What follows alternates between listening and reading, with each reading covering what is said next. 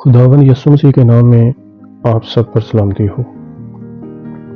یوحنا کی انجیل باب 3 آیت 16 میں لکھا ہے، کیونکہ خدا نے دنیا سے ایسی محبت رکھی کہ اس نے اپنا اکلوتا بیٹا بخش دیا، تاکہ جو کوئی اس پر ایمان لائے ہلاک نہ ہو بلکہ ہمیشہ کی زندگی پائے۔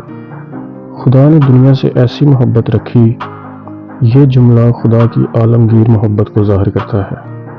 یہ محبت کسی خاص قوم، نسل یا مذہب کے لیے نہیں بلکہ پوری انسانیت کے لیے ہے۔ یہ ظاہر کرتا ہے کہ خدا کی فطرت محبت ہے، وہ نفرت نہیں کرتا بلکہ گناہ گار سے بھی محبت رکھتا ہے۔ اس نے اپنا اکلوتا بیٹا بخش دیا۔ یہ خدا کی محبت کا انتہائی اظہار ہے۔ خدا نے صرف الفاظ میں محبت نہیں کی بلکہ عمل کے ذریعے اسے ثابت کیا۔ اپنے بیٹے یسوع مسیح کو دنیا کے گناہوں کے کفارے کے لیے قربان کر دیا۔ یہ قربانی فیض اور رحمت کی علامت ہے، نہ کہ سزا یا غضب کی، تاکہ جو کوئی اس پر ایمان لائے۔ یہاں ایمان محض زبانی اقرار نہیں بلکہ دل کی سچائی، بھروسہ اور وفاداری ہے۔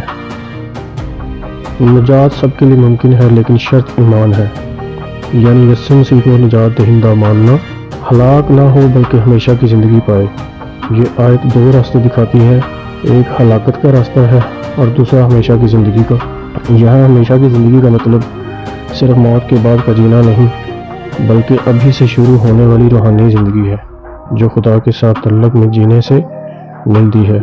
آئیے آج اپنے دلوں کو اس محبت کے حضور جھکائیں، ایمان لائیں تاکہ روشنی ہماری زندگیوں کو بدل دے۔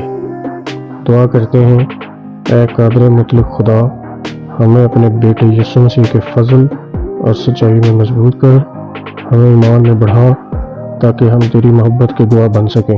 یسوع مسیح کے پاک نام میں آمین۔